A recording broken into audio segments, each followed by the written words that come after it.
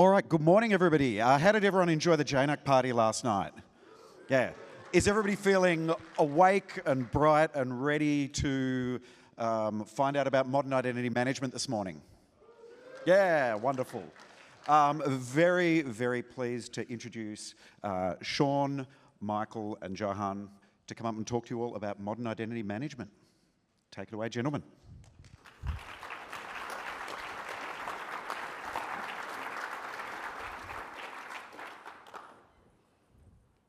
Let's see if my clicker is going to work.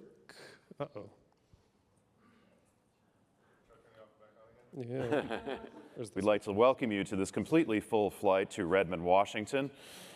In the event of water landing, your least useful coworker can be used as a flotation device.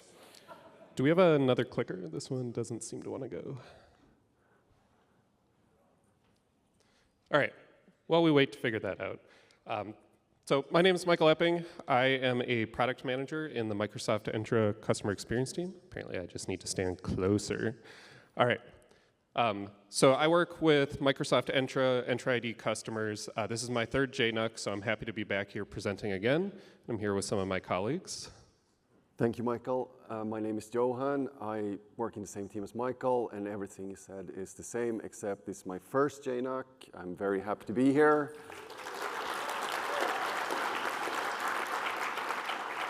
And I'm also based out of Stockholm, Sweden. And I'm Sean Rabbit, a consulting engineer and star of JNUC the Musical, starring Jamf Connect. Thank you. Anyway. All right, so we're here to talk about a pretty hot topic right now, which is Platform SSO. And I'm going to do a little bit of the intro and talk about what is this Platform SSO thing, how does Microsoft think about it, and what do we message to our customers related to Platform SSO and how you should use it, how you should deploy it, and then we'll get into some of the deployment best practices in a little bit. So just for a really brief history lesson, sort of an abridged one, there's been a lot of different options for doing identity management on the Mac platform over the years. Stretching way back to early versions of Mac OS X, there were options to bind to an on-prem Active Directory. Much later, Apple introduced some modernization around attaching your Mac to an on-prem Active Directory with the Kerberos SSO extension. But fundamentally, these were just ways to tie to an on-prem LDAP directory, typically AD. There's a lot of problems with binding to AD. When users are remote, if their password gets changed in Active Directory, they can have a pretty bad time trying to get the Mac back into synchronization with that. It's very on-prem centric, and as we know, especially in the post-COVID era, a lot of organizations are moving towards more remote work, more hybrid work. We just can't assume that our users are always in a position where they have line of sight to a domain controller or their on-prem AD. We need to start thinking about how to modernize and tie our devices, all our devices, including Macs, more tightly to a cloud IDP. So this is where things like Jamf Connect and Apple's extensible SSO framework come into play, is these are really ways to take this platform that historically has pretty much had built-in capabilities for on-prem AD and extend it to talking to cloud IDPs. So I've been here for the last couple years extolling the virtues of extensible SSO and Microsoft's implementation, because this really lets you get a better user experience when you're using our IDP, which is Entra ID. But Platform SSO lets us go one step further. So to be really clear, Platform SSO is not something that's just created by Microsoft. This is a framework from Apple built into the operating system. So this is Apple's attempt to basically take Mac OS and modernize it to move away from this on-prem Active Directory integration construct they've had for so long. So we're essentially replacing that LDAP binding that's been around for 10, 15, 20 years with something where we can bind fundamentally to a cloud IDP. Also, this supports multiple different authentication modalities, and this is a really important point for Microsoft and our customers. So there's three different options. I know a lot of people have, over the years, really been waiting for Platform SSO related to the password sync option. This is the most direct replacement for what you might do with on-prem LDAP binding, and it's a pretty good method, and it works pretty well. And it supports things like federation. It works very similar to how an Entra ID joined Windows device can be signed into with an enterprise password. However, if you've seen any of the news over the last couple years, we know that there are a lot of attacks against credentials that occur in many customer environments, or even at Microsoft. Like, there's constantly people trying to password spray users, whether it's Microsoft users, consumer users, enterprise users who are using our platforms. And the direction that our industry is heading is towards phishing-resistant credentials. And we'll talk a little bit more about phishing resistance in a little bit. But as part of your strategy to modernize the way that you handle identity management on your Macs, you need to be thinking about how do you get to phishing resistance, because this is where all of your other platforms are going as well. So we want to move beyond password sync and then start to think about either smart card or, preferably for most customers, secure enclave key. So secure enclave key does not do password synchronization. We don't necessarily want to synchronize passwords because we don't want to reintroduce a phishable credential. Secure enclave key basically works on the same principles as Windows Hello for Business. And we'll talk a little bit about how that actually works under the covers. So regardless of which of the three methods on the previous screen you chose, this step always occurs when you do your Platform SSO registration.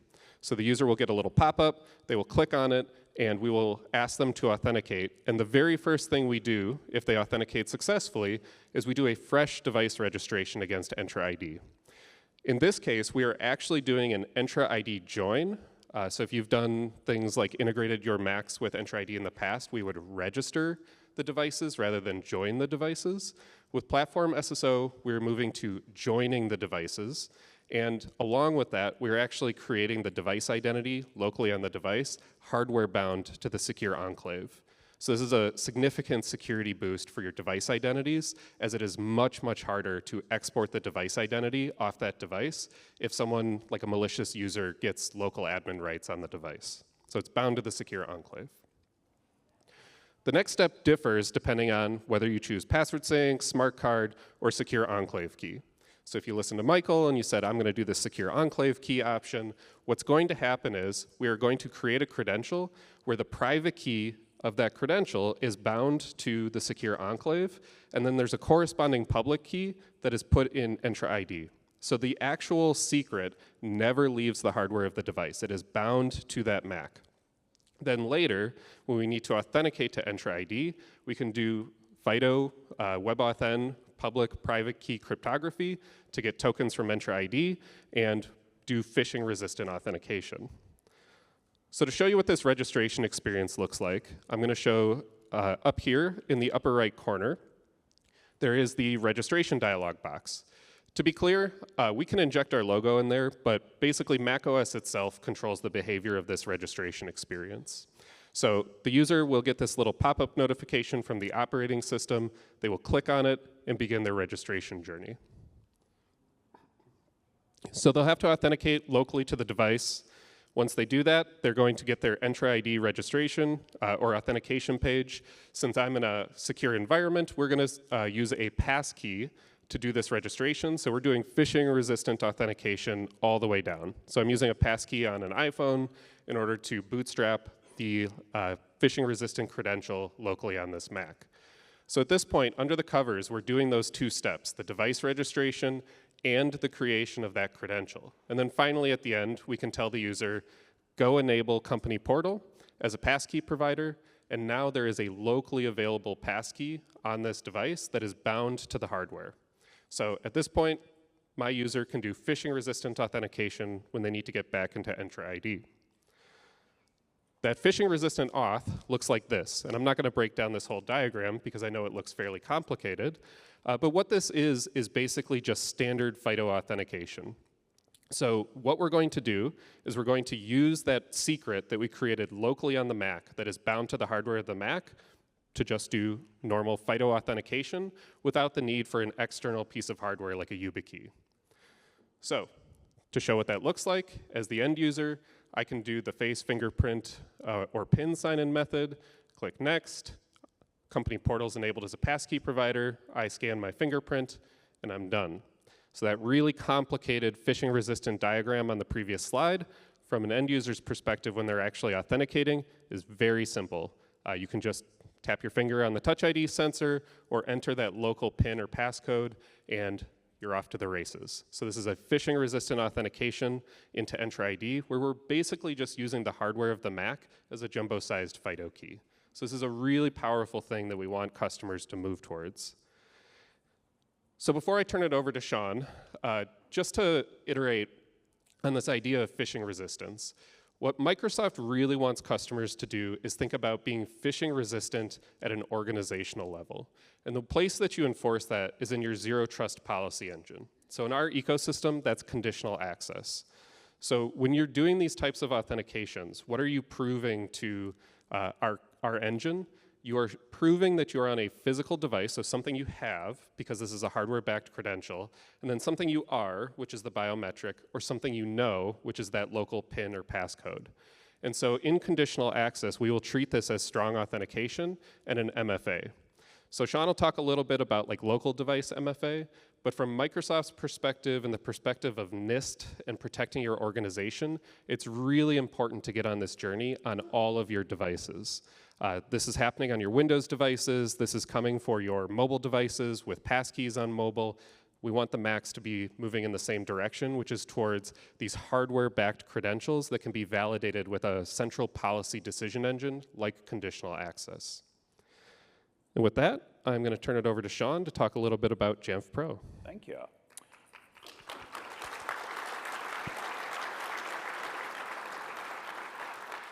We forgot the time for applause breaks. I'm just saying, it's really good.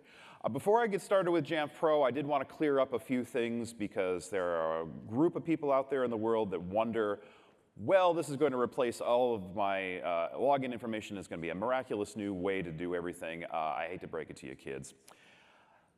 There's a few misconceptions. Number one, if you are looking for a passwordless way to log into your Mac, this is not it. Nothing about platform single sign-on enables hardware authenticators to get in the Mac. There is no way to do any multi-factor authentication to get into the Mac. It is still a single, simple password in order to start up your Mac. Hard stop.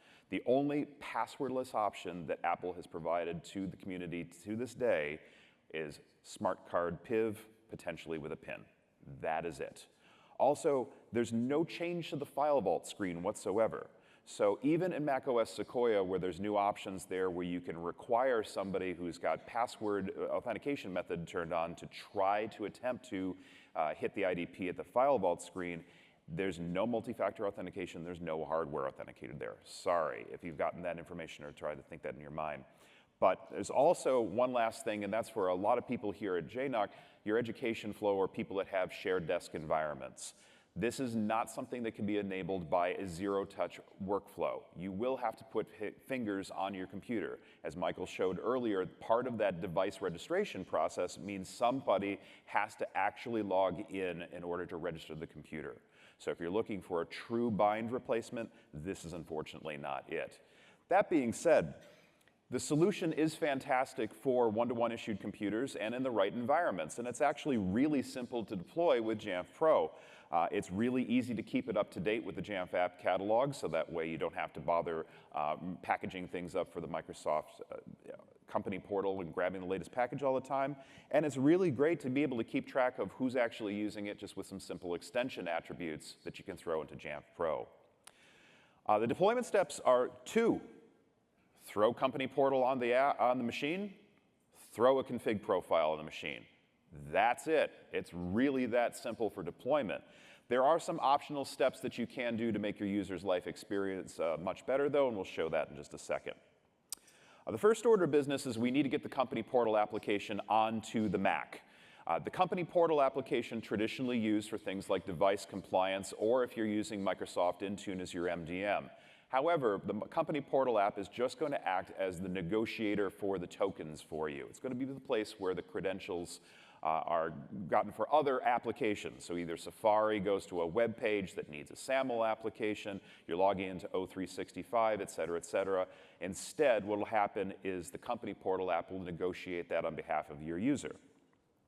You can deploy that through the Jamf app catalog, or if you did want to throw a package at it, if you want a quick way to find what the latest version of the company portal app is, simply go into Jamf app catalog, have it set up so that way it can update the company portal app for you. And there's also a quick download link so you can upload that into your file share distribution point and deploy with a profile if you wish.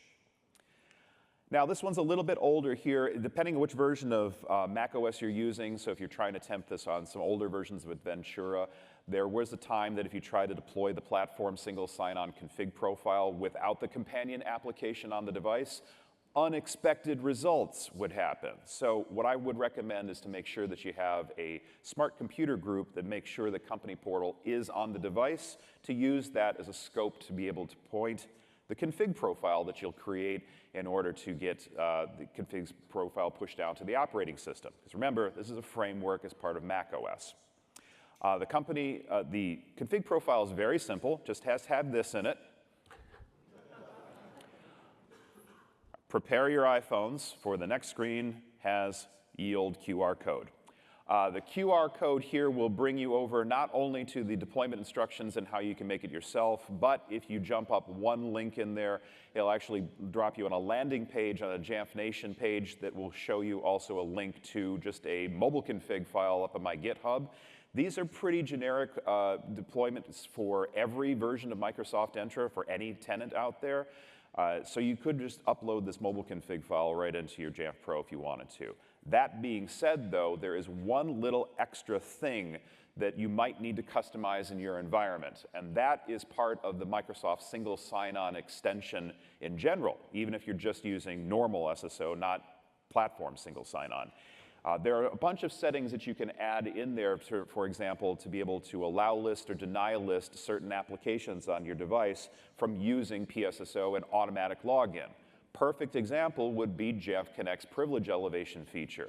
Perhaps you have people that will be doing remote hands on your computer, and maybe the IT person would want to elevate your local user account using their Entra credentials. Well, if you have PSSO automatically logging in, it's always going to be Fluffy Bunny who's going to be logging in locally every single time, and you might not get what you want. So in this particular setup, we have it able to log into all the Jamf applications except Jamf Connect. Now here's where you get the optional settings here too. It would be really nice, and this is the reason why you, ladies and gentlemen, make the big bucks. You make your end users' lives wonderful by doing things like making sure they don't have to have the data collection policy show up in the Microsoft Auto Update application. This will just eliminate that from there because Company Portal is part of the O365 suite. Another option here would be to get rid of that annoying managed login items message. Let's take care of that for them. We got the ability, let's hit it. And lastly, let's get rid of let's add a notifications payload because we want to make that message saying, hey, end user, we want you to register with Platform Single Sign-On really obvious because it is going to depend on a user actually following instructions on the screen. I hear the laughs. We all know how well this is going to work, but you have to hit the button. And once you hit the button, they will go through the registration process and start off what Michael showed you earlier. It's not that bad to set it up. There are a few things out there that might be useful for improvements in the future. Keep in mind that this is a framework built by Apple with an application built by Microsoft deployed by Jamf Pro. So you might have to file multiple feedbacks here for improvement if you desire it, but one of the things you might want to say is if your end users have any feedback about this, especially while we're in the preview stage, open up a whole bunch of cases. And we'll be able to see those things. But how do you track to find out if somebody's actually using the single sign-on extension and is it active for the user? One option is an extension attribute.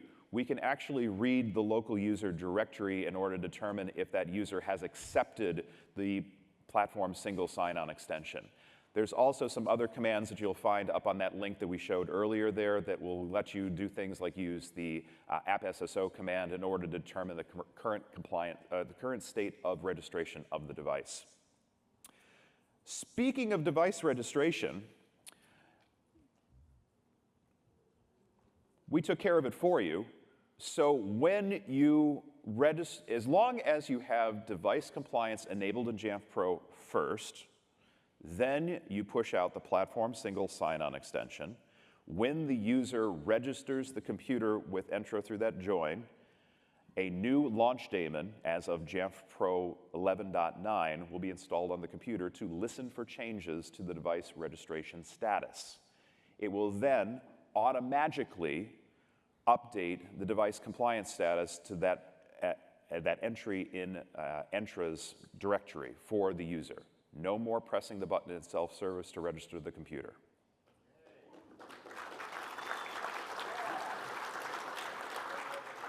Now, if for some reason you decide that you're going to do this the other way, you're going to say, I'm going to deploy Platform Single Sign-On first, then I'm going to configure Jamf Pro to do device compliance later, then your end user still needs to go in and press the button. Or, alternatively, because the device is registered with Entra, then you can actually say, I can just run the gather AAD info command manually with, say, a policy.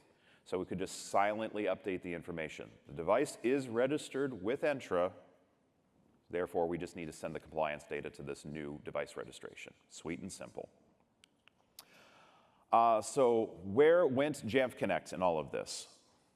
Remember that when you're doing this system in the way that Microsoft recommends, which is to deploy a secure enclave-backed key authentication method, nothing happens to the local account password at all. It is still a local account password on the machine. So if you are in a high compliance environment where you need to have multi-factor authentication in order to get into your Mac, you have PCI 4 compliance requirements, there might be PII on there, HIPAA compliance, we need to do something involving the New York State financial services system, et cetera, et cetera. Jamf Connect can still handle the login to your Mac. It can also keep the local account password in sync. It is also very useful for doing the privilege elevation feature because now, before I give someone admin rights in the device, I can make sure that they haven't been promoted to customer and that they still have an active Entra login. Very, very useful. Or alternatively, we'll talk a little bit about this later too, that maybe you just don't care about the local password at that point. Maybe I've got my nice secure credentials in the secure enclave-backed key, and my local user account can have any password that they desire as long as it hits my minimum requirements. So there's still a place, especially for onboarding too. So Jamf Connect makes a great way to make sure that your user account has a consistent username at the beginning based on their Entra credentials. There are ways to make it work together. If you do decide, though, that you want to go for that old school join and you want to use the password authentication method, Jamf Connect is incompatible with that flow. Only one thing can change the password. It's either going to be the identity provider or it's going to be Jamf Connect enforcing it. And now, we'll move on to Johan and some best deployment practices. Thank you, Sean. So let me start and say that if you missed it, the first recommendation is deploy secure enclave. And repetition is the mother of all knowledge. But why? So we have seen how, for a couple of years back, username password was widely used to sign in everywhere. Then attackers started happening, became more intense, and we did turn on MFA campaigns. And we did really great. And a lot of users are now protected by MFAs. So what we see now is the attackers are moving on. Now the most common successful phishing attack is using an evil proxy to phish both the credentials and the MFA of a user. And this is happening a lot these days. So the answer to this is, as Michael has been alluding to, and Sean as well, move to phish-resistant credentials.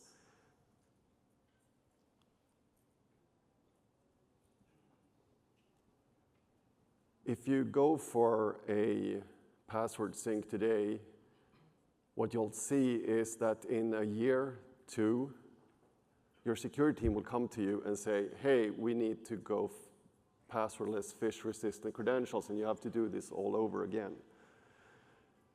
Because with the Michael's touched on this a little, but when you go phish resistant, you get the benefit of using the WebAuthn protocol that talks from the resource to the device, and on the device you have CTAP or to talk to the authenticator itself, which makes this,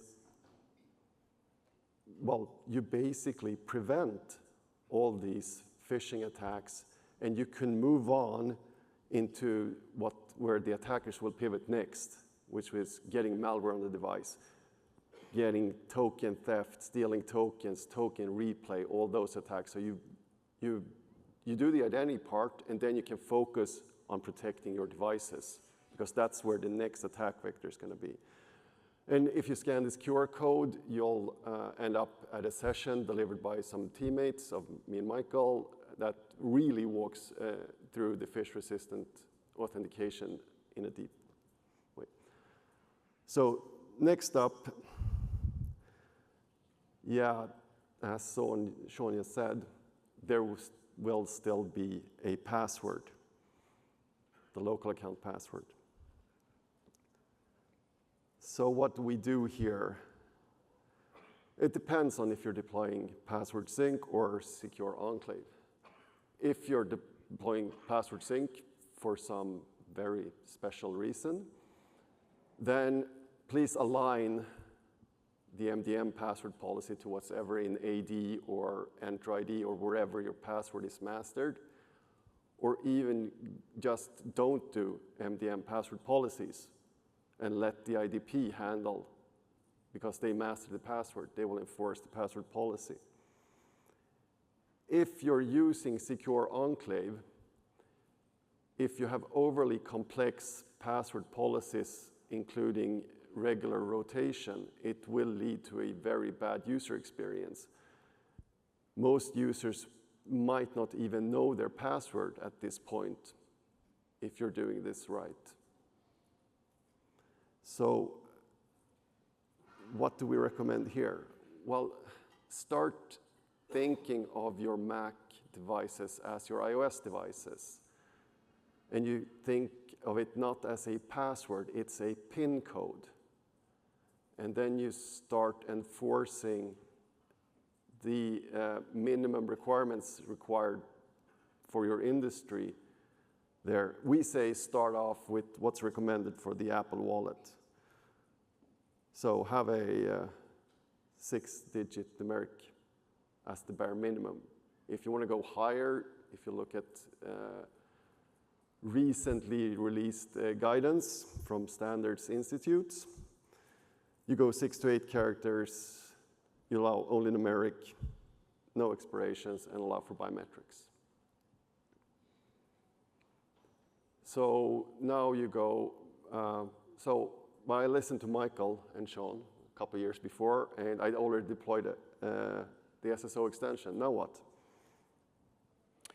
So let's say that you listened to me in the past.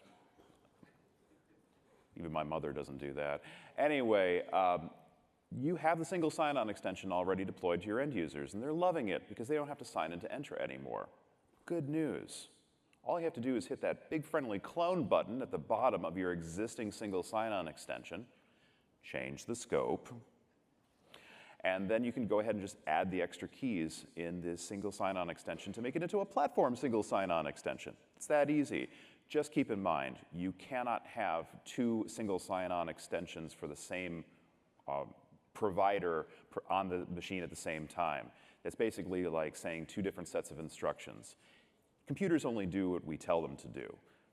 And if you tell it to do something stupid, it's going to do something stupid. Unfortunately, giving it 2 sets of instructions, it doesn't know what to do. So unexpected results may occur.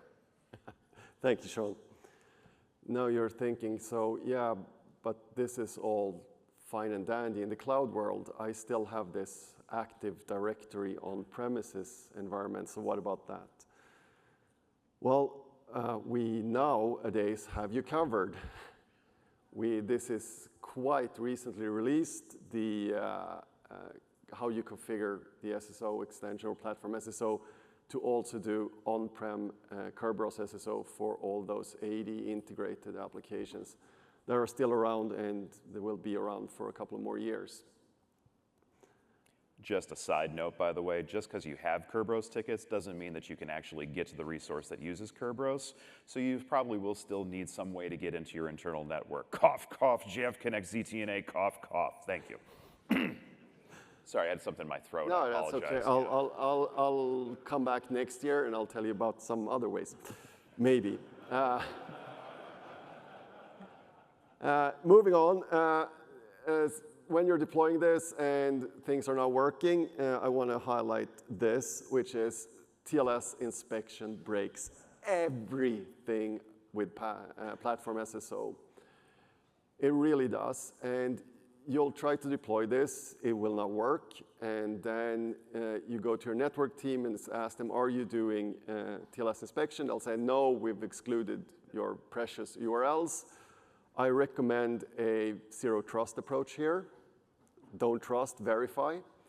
Download the Mac evaluation utility, thank you, to actually show them that this is happening and it's breaking our stuff and it's not working. It's that easy, and we did some analysis. I think 90% of all problems with Platform SSO is due to TLS inspection. And when you have verified that this is happening, then don't just send them an email, send them the actual Apple doc that tells them in clear text how to set this up and make your things work. So now we have everything for Platform SSO working, but we want to show how good we are. Sean talked about some ways of doing it. You can also use the built-in reporting in Entra ID. We now have Platform SSO as a separate filter for all the other passwordless credentials. So you can go in there, see how many users are actually using this to sign in and are now having this great user experience, which is also more secure. So then we had someone say that this is a preview feature. Yes, it's still in public preview, and there will be a Q&A, so you can ask us when it's going to go GA, and we'll try to answer that best as we can. But they won't. While we're doing this in preview, we are happy to get the feedback. We want to build this to be as good as we can. Me, Michael, and a few others from our team are hanging out at Mac Admin Slack. We're trying to help you. And we have a channel called Platform SSO. We also have the Entra ID channel. We try to be there. We try to help you. And if you have a problem with PSSO not working, have we seen this? Yes, we have. And our first question back is, have you checked for TLS inspection? But have we seen your specific issue? Maybe. We've talked to a lot of customers. We may have seen this. But before you post, please try our troubleshooting guides. We've put a lot of effort into them. They're really have a lot of text, we know, but walk through them. They're super helpful. But if that doesn't help you, feel free to come there, but be very specific what's happening. It's not working, it's not specific. Tell us, tell us which OS are you on. I have spent time troubleshooting like OS versions that were too old to have Platform SSO working. Don't use Ventura. Yeah, that's basically sums it up pretty good. Which MDM are you using? Tell us, because there are nuances that you have to be aware of. Of course, everyone here is using Jamf, but please tell us, because we don't know. Next is log a support case, and as Sean said, there are 3 different actors involved here, so you may have to go talk and log 3 different support cases. It's Apple, it's Microsoft, it's Jamf, and we know we get this. We're in IT, we don't want to call the help desk. But Michael and I, we're doing this as like a community effort. It's not our day job. It's not in my job description to hang out at Slack and help people deploy Platform SSO, but I will do it. I will try to help, and Michael will try to help as well. But it's not our day job, and if you call Microsoft support, it's a different beast. They have a whole engine and people dedicated to help you work through this. And yes, preview features are supported. You can log support cases on preview features. This brings us to a close, where we try to summarize. So if you're deploying Platform SSO, use Entra device compliance because it takes a lot of the complexity out of the deployment. Deploy the secure enclave option. I'll repeat myself. Use the secure enclave option, please. Manage and update all your profiles with Jamf Pro. And for your developers, please modernize your apps so we don't have to keep working on the Kerberos SSO extension. That would be great. So thank you for listening. And Thank you, everyone. Thank you very much. Thank you very much, everyone. I think we've got a little bit of time for some questions, if that's okay. If you've got a question, raise your hand, and I'll get a microphone to you. we have one. There we go, one in the middle back there. Almost felt like I needed to do a Steve Jobs there for a minute. It's a framework with an app deployed by Jamf. It's a framework with an app deployed by Jamf. You're getting it here. So anyway. So, quick question. You mentioned using Jamf Connect with it as well. Ran into some issues when deploying. We were actually getting that fun black screen of death when both were in play, kind of fighting for a login after a reboot. Has that something that's been corrected on later versions, I guess, of Jamf Connect, or is it only just something I'm doing wrong? Remember that we only would work with Jamf Connect when the authentication method is in secure enclave mode. It is in secure enclave. Okay, then you're holding it wrong. There shouldn't be any problems with it in that. I would make sure that you're running the latest version of Jamf Connect, and let's get a support case going there because that should work just fine. When you're doing something like password, or if you're using the smart card authentication method, then yes, Platform single sign-on takes over the login screen, but in secure enclave mode, absolutely nothing should happen to the local password. The local password is still staying the same. It's just as though they're fighting for the login screen. But once again, maybe we just need to update the latest version of Jamf Connect, but just something that I had experienced. Yeah, let's take a look at that offline, and we'll figure that one out there. Looks like we had a question in front of us here, too.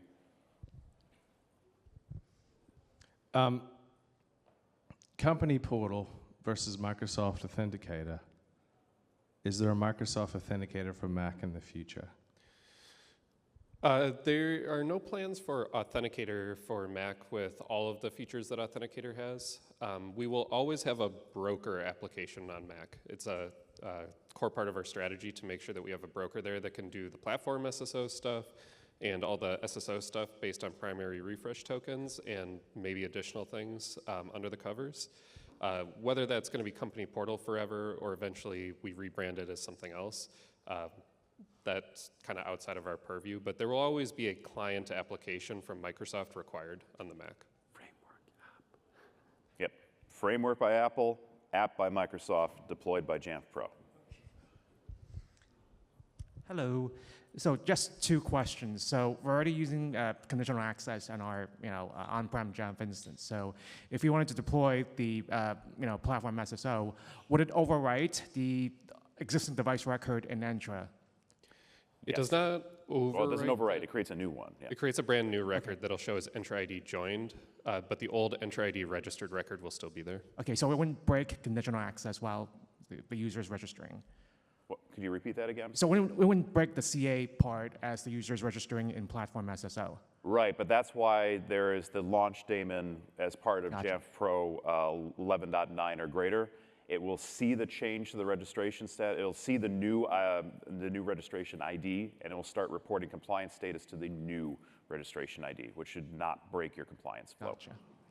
And the last thing, so it sounds like if you want to use zero touch, Jamf Connect is sort of the way to go.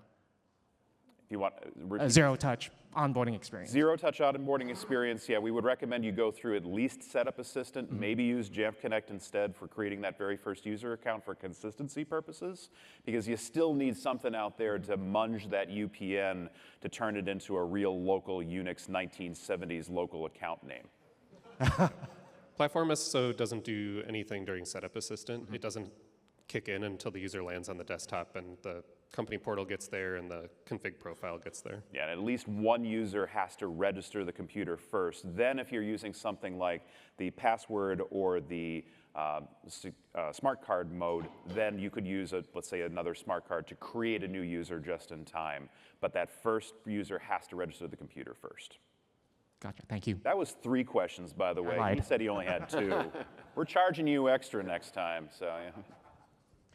Sorry you went that way. You mentioned that the device is going to come up as a AD joined, and so if we're doing, if on our Entra we have it set where user has to be part of a group or something to join, we're gonna have to make sure that that user has to be part of it then, right? Because registered obviously doesn't require that.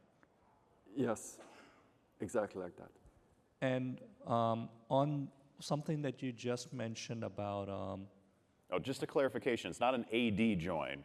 Azure it AD is a join, Microsoft yeah, Entra join versus Microsoft Entra registered. Yeah. There's a setting in Entra ID where you can constrain which users can register and join devices. The user needs to be in that group if you restrict it. Okay. And then something that you mentioned, Sean, just now with regards to the Jamf Connect, like Jamf Connect needs to be one creating the account. Like, are you recommending that we don't set up, we don't create the account in Setup Assistant, or we create it first and then install Jamf Connect on there? If you're using Jamf Connect and you're using it in a zero-touch environment, your pre-stage will have a payload for account settings, and it will create, required by the MDM protocol, it will create an admin account that'll turn into a lapse account, or you can delete it later. And then you could say admin user, standard user, or skip user creation. You want the skip user creation option, because what'll happen is Jamf Connect will replace the macOS login screen, and then Jamf Connect will create the very first user account on the device for you. And it'll keep it consistent there with the username based off the Entra UPN. Then, once the user logs in, they're in Finder, then they click the notification center, then they register the computer, they register that user to Platform single sign-on, and off they go to the races. So we used to do that, but what we had an issue was that it wasn't getting the, at least within Jamf Pro, like the MDM-enabled user. That is very correct, yes. MDM-enabled users is unobtainium, basically, these days. Pretend that your Macs are like an iPad. The only way that you can get an MDM-enabled user part of the Apple spec is to be the very first user created by Setup Assistant on a device coming through Zero Touch through automated device enrollment. Or, God help me for saying this, you bind your Mac to AD. Feedback is a gift that we give to others, and I highly recommend filing a feedback with Apple about that. Perfect, yeah, because I had to use it for SCEP profile deployment, so. Yeah, I think we have time for one last question. I know we had one down front here. Plus, Marcus needs to get to his session, too, so run, run. He's gone plaid. I just had a question about the, you mentioned the time frame, and we didn't address that. So the Not it. preview right now, and then you said GA. So the question, I think, was when are we going to general availability? So we're working on it. We don't have a specific time frame. I know there's a roadmap item out there that says January, but it's still TBD, basically. If you watch our Mac admins PSU session, at the very end, we asked some questions about how Platform SSO and the secure enclave key should integrate with conditional access in Entra. That's basically the thing that we're trying to hammer out, is how that should work, how Platform SSO and platform credentials should work in our ecosystem. So once we get clarity on how that's going to look, we can be much more forthcoming with dates and estimates. So unfortunately, I don't have a great answer today. But use it and play with it now. Thank It you, is Jamf supported. Nation, and thank you, Tennessee. Thank you very much, gentlemen.